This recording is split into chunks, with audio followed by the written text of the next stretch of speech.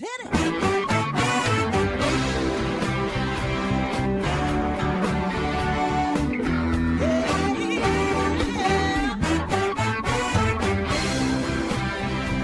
Well, hi, everyone, and welcome to Alzheimer Speaks Radio. I'm your host, Lori La Bey, and I'm so excited that you're joining us today. We are going to have a fascinating conversation, as usual, as we learn from people all around the world at all ages and stages of life. Stay tuned as we shift our dementia care from crisis to comfort. Here we go. What you think about, you will bring about dementia change. We will. Hi, everyone. Welcome back to Alzheimer Speaks Radio. I am your host, Lori La Bey, and I am thrilled that you are joining us today. If you liked our opening music, it's called Clarion Call by the Mark Arneson Band, and you can download that on any of your favorite music platforms. For those of you who are new to our show, we're about sound information, not just sound bites. We want to give you real life experiences, and everyone is welcomed on the show. So please know that maybe you could be our next guest. Just reach out to me. I would love to talk to you. Now, before I introduce our guest today, I always like to give a shout out to a couple of organizations. One I want to mention is Artist Senior Living of Wilmot, and they are doing an educational webinar that actually is going to be featuring me, and it's called Caregiver Survival Camp. It will be Tuesday, March 23rd from 5:30 to 6:30 p.m., and that is Central Time, and anyone is welcome. You can call to register at 224-408-3152. I also want to give a shout out to Memory Cafes. If you haven't gone to the Memory Cafe directory, you need to. This is a list of many memory cafes, not only in the U.S., but actually in 5 different countries. Memory cafes are for people with dementia and their care partner to gather. It's just a wonderful, wonderful group. And they have listed all the virtual ones on Cafe Connect section of the website. So again, just go to Memory Cafe directory. Also want to give a shout out to Dementia Map, the global resource directory. We are always looking for new people who have products, services, and tools, support groups that should be listed. In fact, you can meet with me for a tour. Just go to dementiamap.com, and in the upper right-hand corner, there's Take a Tour. You can sign up for that. I would be more than glad to shoot you around the site. It is great for both families and professionals, and of course, those living with dementia. And then I want to give a shout out to Coro Health. That's CORO Health. They are still allowing people to download 2 free apps, Music First and Choral Faith. So please check them out. We are going to hear from the Footbar Walker, and then we're going to be right back, and I'm going to introduce you to our guest today.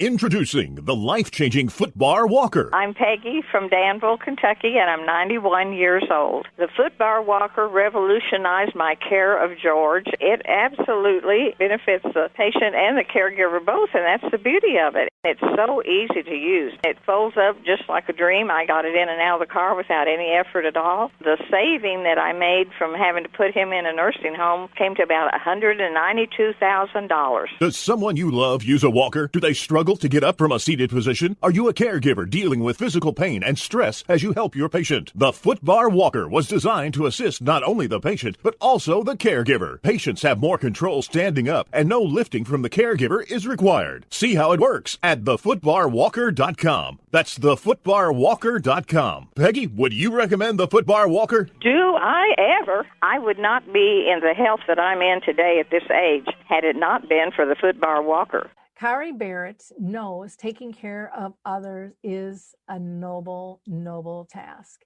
And caring for yourself is a must. And many of us don't know how to do that second part very well. She does presentations, videos. She's written actually a couple of great books, and she helps family caregivers feel SANE, which stands for supported, appreciated, not guilty, and energized when it comes to caring for others. I know we're going to have a brilliant conversation with Kari, as we always do.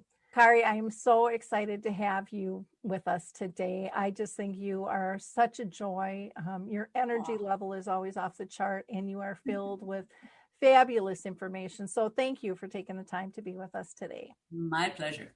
I always ask everybody before I kind of start on a line of questionings if they've been personally touched by dementia in their own family or circle of friends. And it doesn't make any difference what your answer is. It's just nice for people to know.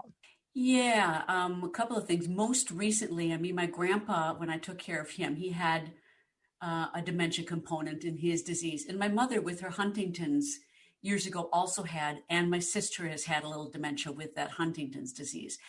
But I'd say the biggest touch point for me was my best friend who had young onset Alzheimer's. And, with her, we'd planned to grow together and be those best friends throughout the years. And I watched her go from this vibrant, smart, gifted, beautiful woman to a shrivel of something in 6 years. That was really hard to be with her in that journey, but also I wouldn't have it any other way, right? Yep. And I was not her main caregiver. Her husband was, and she died in her home. He was able to keep her in the home, surprisingly. He was quite amazing, but he gave up a lot too. Yep. That was how I was most touched. Well, and don't you find it interesting, even though, in your line of work, you have all these tools, but it just hits you different when it's personal. Oh my gosh. And you know what? There are a couple of times I remember being with her, and a lot of what I teach is how to interact with people, right? How to have visits, how to communicate in different ways. And I'm sitting there and she's pacing back and forth and holding a piece of laundry and rubbing it and going back and forth between the laundry basket and the kitchen. And I'm sitting there going, come on, Kari, come on. This is your field. Come on. But you're so right. When it is that person that's so close to our heart, it's difficult to do that. But I have to say, what I did, and I picked up a trick of my own, is I just took a deep breath in, took a pause, and thought of one thing I could do with her that would shift her from the pacing she was doing. And generally with her, it was to put on a piece of music and we danced. Oh. And that shifted her. And I was able to do that, but it's much easier for me to suggest to other people that I'm not involved with. Yep. You're right. Yeah. Well, because everything changes in your routine and your relationship and how it once was. And I think it's important for people to know that we all struggled with that too. That it's not a normal shift. Mm. And when you care, you care. And that's all there is. Now, today we're going to be talking about shame. And I think a lot of times people don't think, well, what do you mean shame? And so I can't wait to get into this conversation. But I want you to tell the audience how long you've been actually out there supporting caregivers, care partners, carers, care companions, whatever you want to call them, right. In this field. Well, you know what? Since I just redid my website recently, I had to figure that out. So I put a timeline on there so I could help myself remember, because it's been a long time. And it's been about since 1996. And I say that because I remember I finished my master's degree in 96. And while I was doing my master's degree, I did some extra studies. They didn't really have gerontology at the time I was doing my work. So I did a master's in continuing in adult education, and I focused on aging. So I did a couple of different things. I went to senior living, independent living. Again, assisted living was just coming on board at that time. And I looked at what activities were being offered to older adults. And I thought, oh man, we got to be doing more than bingo. And at that time, we weren't doing so much more than bingo. And I worked with a professor, and she was experimenting at the time in doing mental fitness activities with older adults of various cognitive levels. So that was one thing. The other thing I did during my master's was I helped a professor do a research project on satisfying and dissatisfying experiences with being a caregiver for someone with Alzheimer's disease. And man, did I learn a lot from that. So those two things got me interested in my next phase, which was to go into senior housing and I started off in activities. And this was when assisted living was new, and it was going to be this really easy thing and home-like atmosphere. And the company I was with eventually got out of senior living because it wasn't as easy, and they couldn't let go of the medical piece of it, and they were frustrated with that.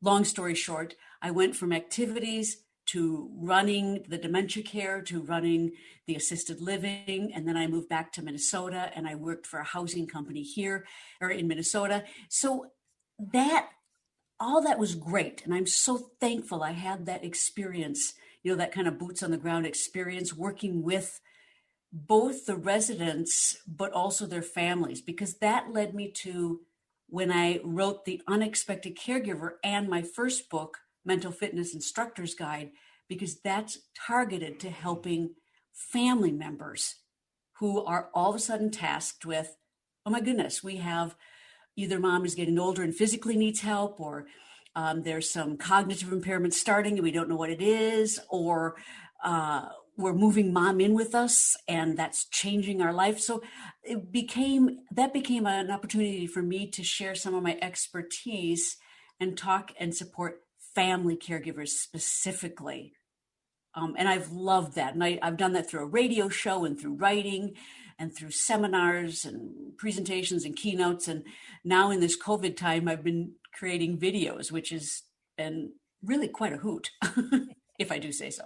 Well, I think it's interesting, your journey, because again, you have covered all the gamuts, which is really important, because that allows you to really see big picture and why things aren't working between the person with dementia, their families, staff, the whole 9 yards. And so many people don't understand the importance of the connection, because we all feed off one another. We all react off one another.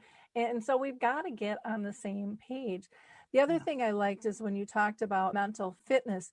I think that is such a huge, massive missing piece that we have not addressed well, is that whole emotional side. Everything is hush hush, and we don't air our dirty laundry. We keep it to ourselves. I'm told I'm supposed to be able to handle this. Right. And we have all of these patterns of behavior that really need to be broke as society in order to become healthy, I think. Yeah, totally. And, I also talk about mental fitness as in brain fitness. Mm-hmm. And, interestingly enough, I think that's one of the shame pieces that happens with diseases like Alzheimer's or any disease that causes dementia, because it's a brain thing. And we tend to then blame ourselves because we didn't challenge our brains enough, or we didn't do enough. We got lazy, or we could have done more, or whatever. And anytime we get in that headspace, this place, and something goes wrong with us, oh man, it can lead to all sorts of trouble. But I'm going to back up, because I just thought of something, Lori. I had a chat with someone who has, I don't know what disease they have, but they have dementia. They have dementia from some disease. And this person, she said to me, brain fitness doesn't work. Forget it. Don't give me a crossword puzzle to do. It's going to make me crazy. And I said to her, I totally agree. Totally agree. However, I also think if you can engage that person in a brain fitness activity with them, and there is no right or wrong answer, but it's, for example, let's look at this piece of art and what colors do you see and what lines do you see and what do you think the artist was doing when they created this? There's no right answer, and because whatever the person says is right. Yeah, I agree with that. And I would take that even one step further is one of the things that people don't view as brain fitness, but I think really is doing artwork. If it's dancing, if it's painting, if it's knitting, if it's whatever, Yes. it's engaging. And I think we need to make that flip and include that it's just not crossword puzzles Right. and things that look like a test.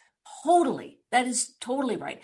And then when you get into, like if you have grandkids that don't know how to relate to their grandpa with Alzheimer's disease, well, if you put a puzzle in between them, or if you, like I did with my grandma Gladys, put music on and all of a sudden it shifted. And we were talking about when she and my grandpa would take the train from Minneapolis to Chicago and dance all night. That's working the brain, that's brainstorming, that's being creative, that's reminiscing, that's all those things that engages the brain. Yep. And it engages the relationships at the same time. Exactly. Yep. Yes. Yeah. Yep. I remember when my mom was early in the disease and my daughter was really young, maybe 2-3 years old, and my mom wanted to babysit her, and Tom and I were like, ooh, we were a little nervous, but we were like, this is so important to her. She's not going to go drive. She's not going to cook. I'll bring food over, and coming home and going to just walk in the door, and there they are both coloring at the kitchen table. And they both held up their artwork. I mean, just equally excited. And I just thought, what a beautiful moment. The bonding that was taking place, the comfort that they felt, the pride. It was, it still makes me teary eyed just thinking about it. Just as simple. Yeah. Just simple. Yeah. It doesn't have to be complex. Yeah, exactly. Oh my goodness. That's why I like talking to you. We're just on the same page. So many things. I want to talk about shame because shame, we've talked about it over the years, how it is a characteristic in some ways of a diagnosis, not only for the person that is diagnosed, but for family and friends as well. There seems to be this shroud of shame. And what are your thoughts on that? Why is that stigma so strong? I'm pretty sure it goes back to the brain and anything having to do with cognitive issues, anything having to do with our head. And so I remember when I first admitted publicly that I deal with depression. And this was way early in my speaking career. And the advice I got from someone who was a coach in a way for me, he said very clearly, don't talk about depression because it's a downer. You'll label yourself. People won't want to work with you because, what if she gets depressed? So just similar to that, we don't understand depression. We don't understand Alzheimer's because, and I'm going to say Alzheimer's, but anything that causes dementia, right? Yep. So if someone's diagnosed with Alzheimer's, it's not like they're, boom, can't think anymore, can't function anymore, right? So it's the same. It's that you're going crazy. You're going insane. You're out of your head, so to speak. And that's a stigma because we want to be in control. And sometimes when I have bouts of depression, I'm not in control. But just like or similar to someone who has been diagnosed with a disease that causes dementia, if we admit to it, if we get that diagnosis, then we can get the help and the tools, right? Yep. I think of your memory cafes. I think of the support groups that so many people need instead of hiding, but to say, either the person with the disease or the family members or caregivers, this is going on. See this elephant? It's parked in the middle of our living room. And I see it and I want you to see it. And I want you to help us figure out how to eat the elephant, which is usually one bite at a time, right? Yep. So it's too bad that we still struggle with and label anything having to do with the brain as shh, don't talk about it. Yep. Well, and we wonder why we have problems as a society when we're all supposed to be part of the Stepford Wives community. Everything's perfect all the time, and social media has just amplified that. And there's two sides on social media. It's either amplified that everything is great, or there's the drama kings and queens out there as well, that everything's a disaster.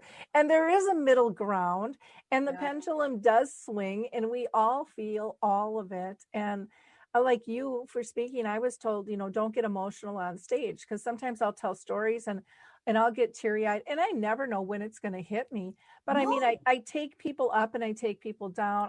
I think it is healthy to feel those emotions and not be embarrassed by them. And if I can be that vulnerable like you, we can help other people not feel alone and go, wow, they're up on stage doing this, and they're not embarrassed by it. They're learning to cope with it, and they've got some tips on this. This is a good thing. And talking about that, I think, is so powerful, because again, it takes away that loneliness, it gives hope, and it brings normality, and it gets people to understand that everything can be okay, but you have to be authentic with what it is your life is and what you want it to be. The other piece of stigma too, and this is something that we still have a stigma against aging, right? Aging is bad. Aging is a failure. There are even sites that say aging isn't normal. Oh, I haven't seen that one. Oh my yeah. God. That's a good one. So, and how, we're starting to just hint at talking about showing older people, older women, older men in pictures, and actors are starting to talk about this as a positive thing, that yes, we're all aging and it's okay. Here are the benefits, here are the downsides, which there are benefits and downsides to being 20 as well. But Alzheimer's is still linked with age. So it almost gets a double whammy of stigma in that regards, even though we're seeing much more young onset Alzheimer's, and only because I think doctors are finally starting to recognize that as something. But I know you've interviewed many people young onset people who have had to fight to get a diagnosis. Oh yeah. Michael Ellenbogen was 10 years. 10 years. He started having symptoms at 39. And, many people, it's common 2 to 3 years. And I think for a long time it was pushed off as midlife crisis, and people were on the verge of divorce, thinking, someone's acting out or behaviors have changed or whatever it might be. And, it was the disease. And so I'm so glad that we are getting better educated. I think our medical system still has a long way to go in terms of diagnosis and care, and referring people to support. But all of that is in motion, and it's definitely improved in the communities with dementia-friendly communities, memory cafes, and things like that in the last 5 years. Another stigma can be and this can go two-sided, and I'm sure you've seen this too. The person with dementia is in denial or doesn't want anyone to know. Other times they're ready to come out and tell people, and then family and friends are like, oh no, that's going to change our life. Don't be doing that. And there can be reasons for that, from they don't want to lose their job, which is, you're looking at income and livelihood, all of that, to how are people going to look at us? How are they going to treat us? Are we going to lose their friends? Because in some, it's almost It almost impacts some people like a divorce does. You pick sides of, who's going to be your friend now in this new world with this change. Yeah. What have you seen with that or experienced? Well, one thing that I saw at the end of my best friend's life, I know her husband too, and I went to high school with him too, so he's been a friend of mine. But I remember after she died and my trips to Minnesota, I would stay with them primarily so I could be involved with her care and because I loved her. Mm-hmm. But he said to me, "You're still going to come and see me, aren't you?" It's that really hard realization that now that person with Alzheimer's or that is gone, but are you going to leave me too? Yep. I've experienced that, but I've seen it both ways. I've been with someone where actually both situations, my best friend did not want anyone to know. She didn't want anyone to know. And so she had her husband promise that he wouldn't talk about it, mostly on social media, which is fine, whatever. But the unfortunate thing about that, and I disagreed with her, but I know her so well, and I don't doubt it. That's what she decided. That was her. She had a lot of pride. I'm sure she felt a lot of failure because she was a bright woman. So, she got this, a failure, and some people feel that, so I'm sure she did. She was very self-conscious because she lost her speech pretty quickly on, so she couldn't articulate. But what it did, because she didn't tell people, some of her friends, at the end of her life, when they saw her, they were in shock, and they felt cheated. And I know you could say, well, too bad, but the thing is that a relationship is two ways, right? So I saw some of her friends feel really hurt. They were really hurt that they couldn't be part of her end of life, part of her. Couldn't support her. Yeah. You can't really support somebody when you don't know what's going on. And, I did that with my folks. I think there's a really fine line between dignity and authenticity. Yeah, that's a good point. And so with my folks, I didn't know that I was hiding. Everyone knew my dad had brain cancer, but my mom's dementia, we kind of kept to ourselves. And she was very social and stuff. But then even as my dad's cancer progressed, I would go over and I would make sure that they, both were all groomed. Dad had money to pay for whatever they were doing and someone was picking them up.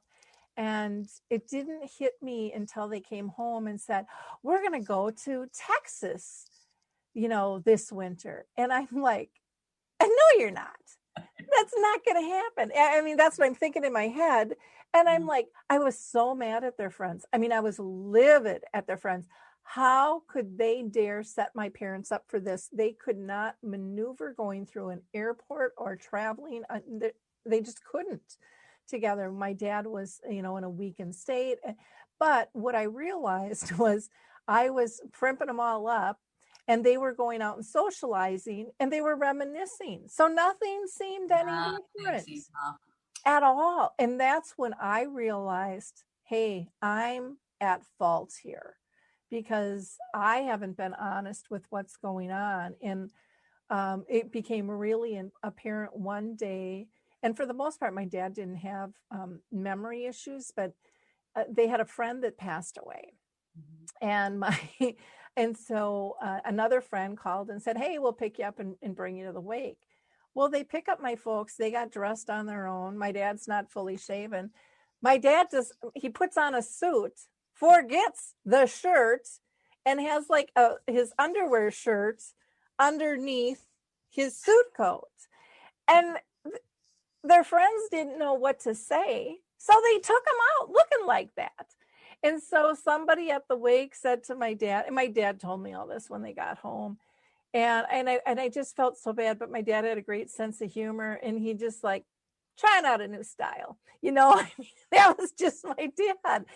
But I thought, oh my gosh, no, but they weren't prepared on how to handle that either, where they could have helped Right. him, Right. find a shirt. So, but it was a big lesson for all of us. Well, and it goes right back to the fact that if we admit to this, if we talk about this more, then other people can be educated about how to respond to. Yep. Because I get it. I think that's why some people don't want to talk about it, because it potentially makes other people uncomfortable, which is true, because we don't necessarily know how to respond to that. A couple of situations I remember with Catherine. One, I was, this was pretty early on, but we were in a sewing store, a Joanne Fabric or whatever, and she had her cute raincoat that she wore all the time. And this woman, stranger, came up to her and said, "I love your raincoat. Where did you get it?" And Catherine just stood there and stared at her. And she kind of did the giggling, the ha ha, because she I don't know if it registered what the person was asking her, but she couldn't respond.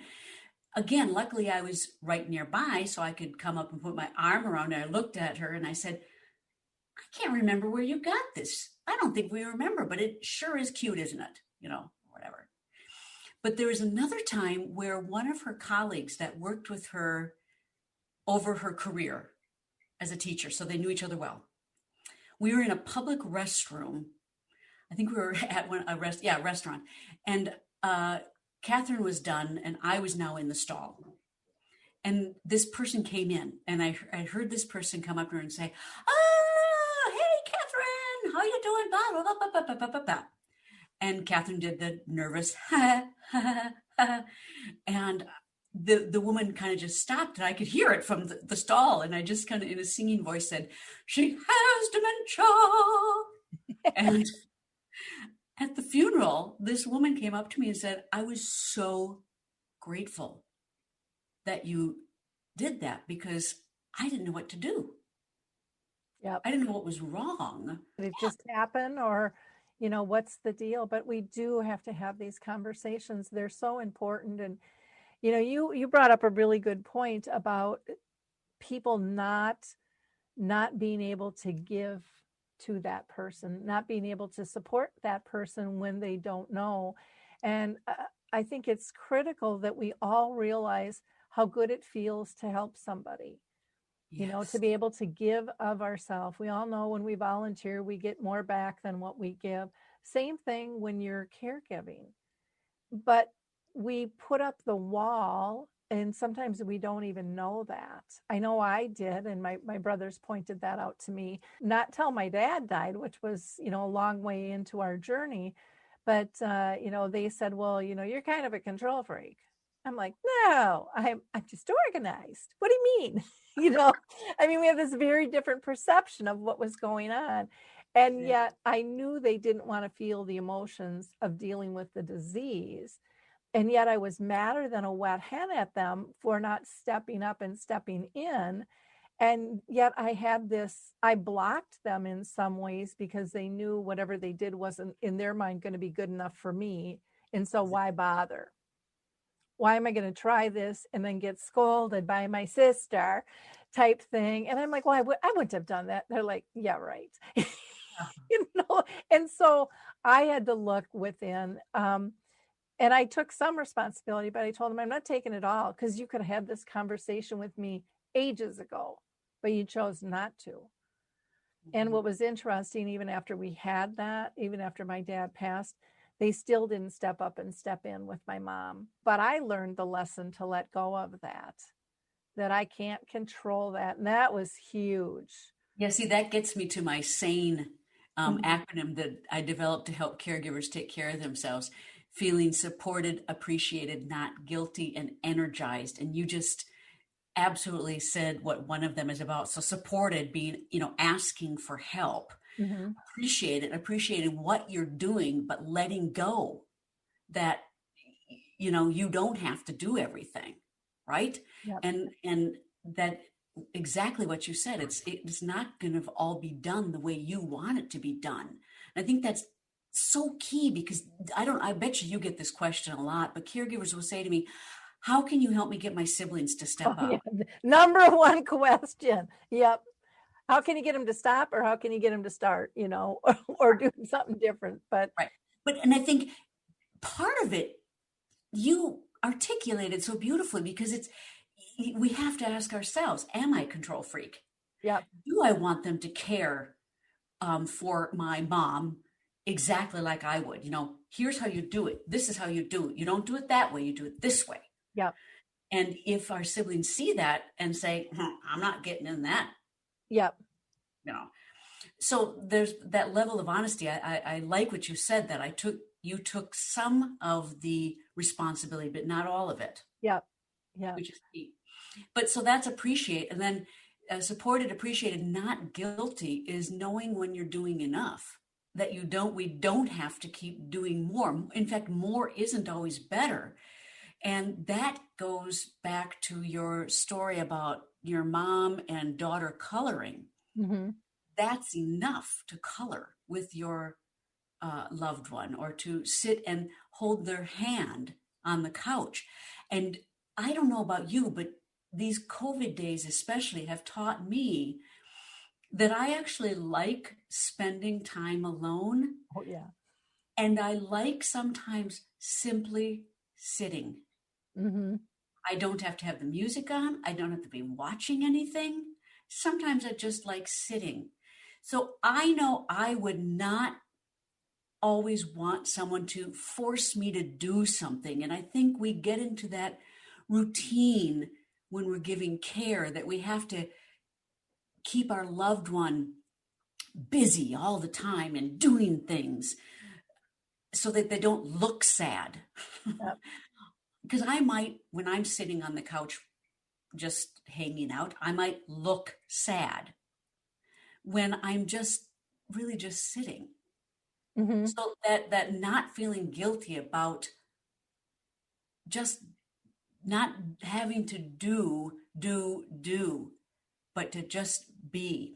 But when we're supported, appreciated, not guilty, then we have energy to re-engage and maybe try something new. And this is so similar to what I've struggled with depression over the years.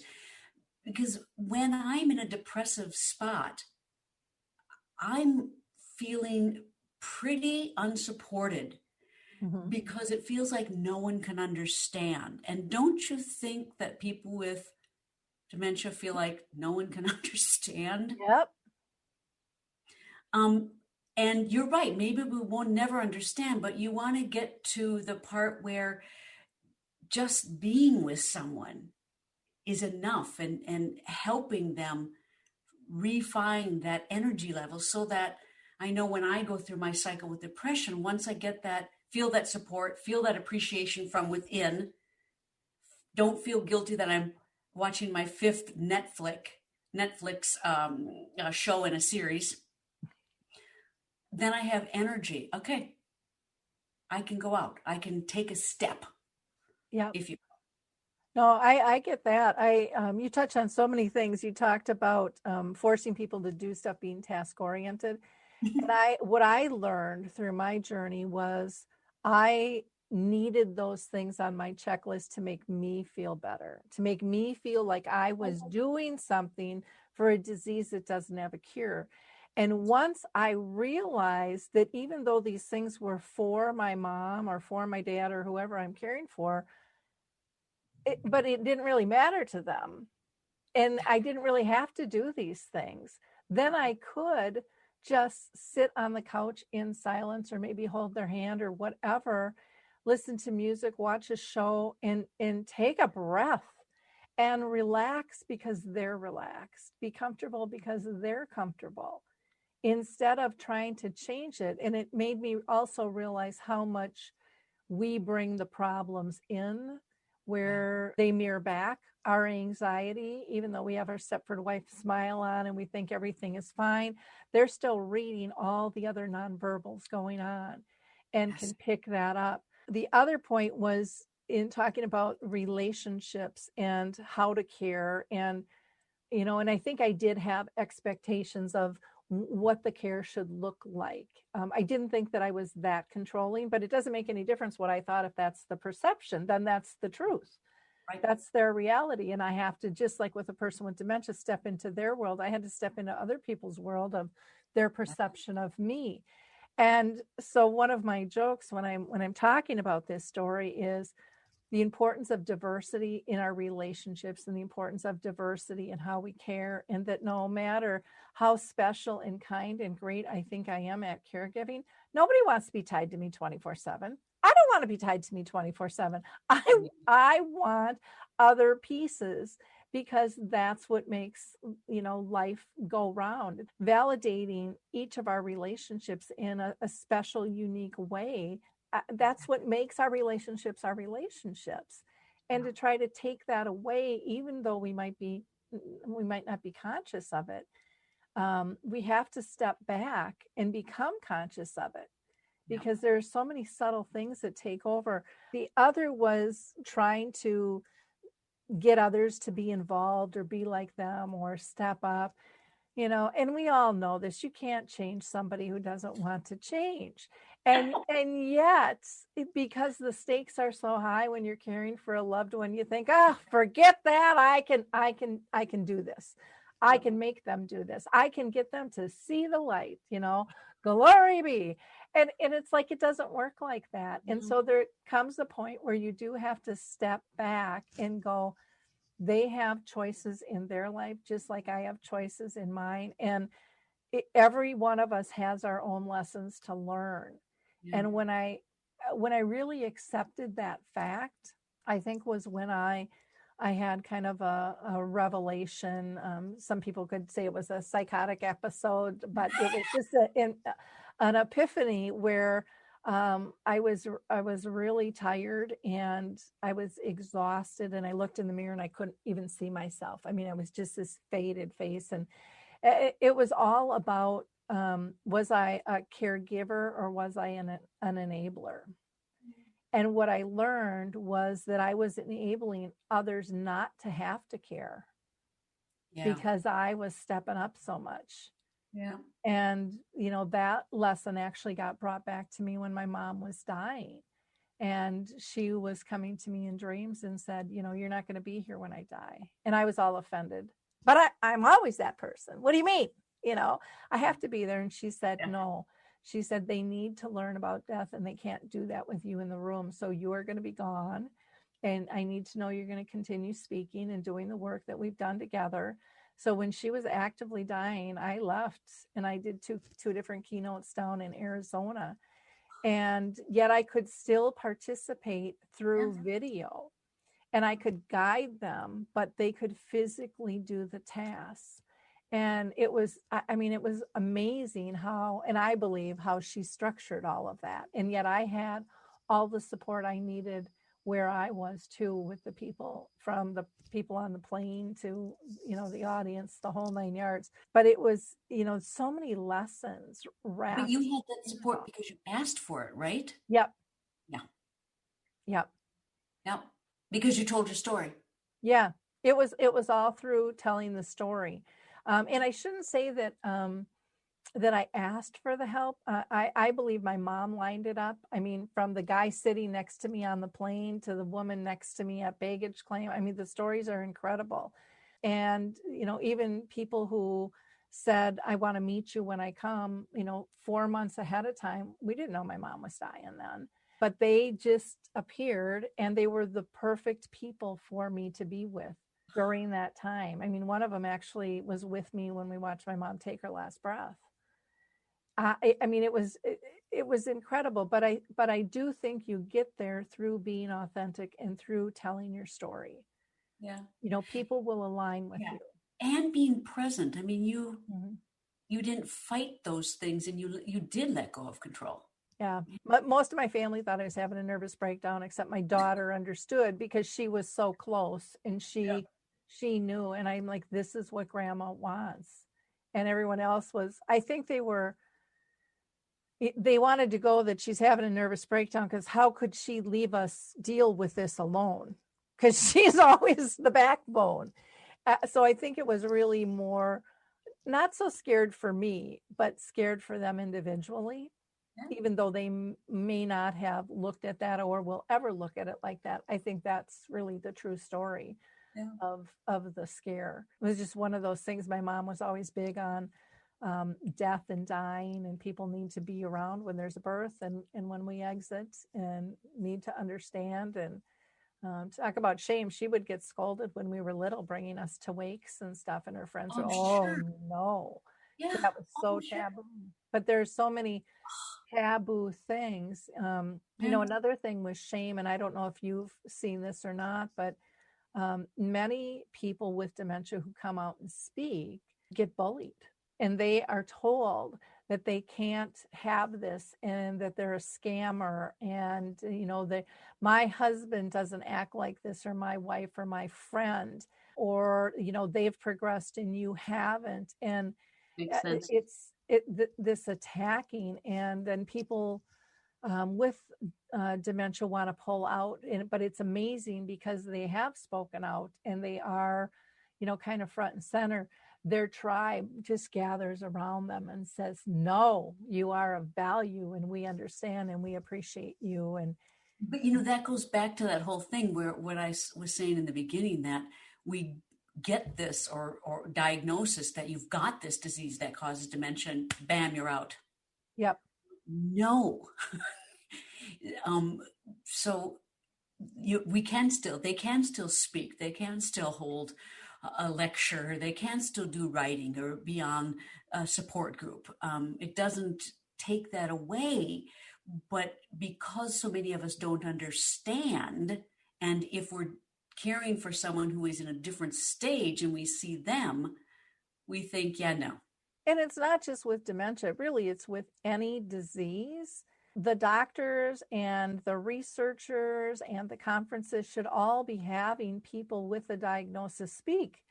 I mean, they're the truth. They're not like interpretation of what might be. They're living it. And they can tell you what it feels like to, walk into a home you've lived in 30 years and not know that it's your home, or look at a door and not know that they can walk through it, or be told to go get a jacket, out of the closet, and they have no idea where that is. With my sister with Huntington's disease, my brother asked her something like, do you have pain? And she says, oh yes, all the time. She says it's very painful because with the Huntington's, you've got the chorea piece, you're moving all the time. Mm-hmm. And it's like, oh, wow, yeah, you're in pain? It's again, so learn that from someone with the disease, what you're saying. So important. What are some things that you've seen in terms of shame hampering someone giving care? I was just going to say it's similar to someone taking care of a baby, but we don't shame people babysitting a baby, right? Or a kid. But we do in that my most recent situation being with Catherine, and I remember people saying, well, she can't do that. So if I was told that, well, you can't talk like her, you can't talk like that to her, she won't understand you. Now I'm going to go inside myself and think, oh, great. Oh, I did that last time. So was that a bad thing? Should I not do that? Because we all have our opinions on how best to relate to this person. And if you, like what you were saying, if we can make room for some diversity, and say, you know what, she best responds to this. I have no idea how she would respond to that. Yep. Or how she would respond to you doing that. One example I can think of is with my mom. As she progressed in time, she would start saying, see you later, after a while, crocodile. And somebody came up to me one time and just shamed me. And that is ridiculous. You shouldn't be talking to her like that. And I got angry, and I'm like, Don't you dare judge us. You don't know. Yeah, that would be inappropriate for you, but this Right. is ingrained with how she was cared for as a youngster and how she cared for her child, me. Yeah. And there's meaning and feeling behind this. And she is joyful. This is Right. not disrespectful. Right. And yet we have this blanket right or wrong approach. Yeah. Yeah. And I think that's something that we really have to understand and embrace, that it's going to be different for every person, each environment, and it might work one time and it might not work Might another. not work the next time. There was this one really inappropriate video, Gilda Radner video, that I watched with my best friend, and totally inappropriate. But to watch Catherine laugh, worth it. Yep. Worth it. Yep. Yep. Well, and that's another good point, is a lot of times we give up humor for being right or wrong or proper. Yeah. And yet humor is one of the most attractive things in any relationship that people really appreciate. And yet we like, okay, we can't do that anymore. This isn't funny. This is serious. Right. Right. Oh my goodness sakes. Whoopee cushions. Mm-hmm. Oh, we would use those with Catherine, and we would laugh and laugh and laugh and laugh, and she would laugh. I mean, don't you think it's about taking your cue from how that person is doing? Oh, exactly. Right. It's not about us. It's about them. And when we do that, I think we find a lot more joy in our own life, and we can be silly. We can be much more relaxed when you don't take it so seriously. I mean, you had brought up, watching a child. If we watched a child and we were on pins and needles all day, how exhausting would that be? Totally. And how uncomfortable for the person you're watching. I don't care if they're a child or an adult, or if they've got a disease or not. Yeah. That is body language you can't take back. No, you can't. I don't think people understand how much of our communication is through body language. And 58% of it, yes. yeah. And Right. and that we can we can give the gift of comfort, but we have to be comfortable first. It reminds me of another story, and this was with my sister, and she and I have had a strained relationship anyway, and then add Huntington's into it. And Huntington's, you've got that 3-prong, you've got the chorea, the cognitive, and the emotional. And her emotional and cognitive are way ahead of the chorea, or they have been, the movement piece. But I remember one time I took her out, and then we went back to her room, and she really had a room. This was but now she's in a nursing home. So she has just a room. She sat in her chair and I lay on her bed, and we watched the Twins baseball game, right? And I was looking through cards that she got, and she asked me if I would sort her necklaces out to make them straight. Yeah. We just sat there, and she said to me several times, "This is so nice." It was normal. Yeah, it's going with the flow. It's not being structured and having to follow some routine or some task list. Nobody wants to be a task. No. And we don't, I think, a lot of times even realize that we're making people feel that way. One of my favorite quotes is by Harry Urban, Living with Dementia. And I think it's just brilliant advice, because we all try to get into our routines and stuff of how everything's supposed to go. And dementia doesn't always work that way. And he just started laughing. He's like, yeah, routines are great. He says, but they have to be our routine, not yours, because we can't adapt to change. And, you think of how much time we exert and energy we put into making them do it our way, when we could really easily do it another way and have a good day. But instead, we've made everybody miserable by, it's like trying to squeeze a square peg into a round hole. And you have to, I think, sometimes sit back and laugh at yourself and go, well, how dumb was that? I mean, how did I not see that, feel that, understand that at that point? And yet let the guilt go and just say, I've got another moment I can do better. That's right. That's right. Just another lesson learned. And that's all life is just another lesson learned. It is. Any last tips you have for people to kind of climb out of the shame and move forward for either a person with dementia, a family member, or a professional as well? I really think finding a trusted friend or support group that you can let go of some of this to, because then once you share that with someone else who understands or someone else who is willing to not judge you, it gets out of your head. Get it out of your head. Because most of us sit and spin in our head, right?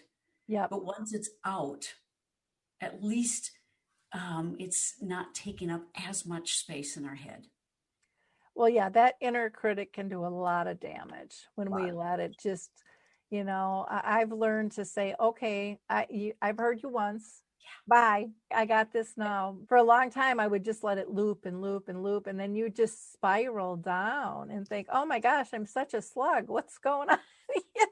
I'm so imperfect. I should know better. And it just, the inner critic sometimes just won't stop. And we have to realize that we can make it stop. We can shut the door on it. It just takes practice. And that's the other thing, to be gentle with ourselves. I always tell caregivers to put yourself on the gentle cycle. You're doing the best you can. Oh, I like that. Put yourself on the gentle cycle.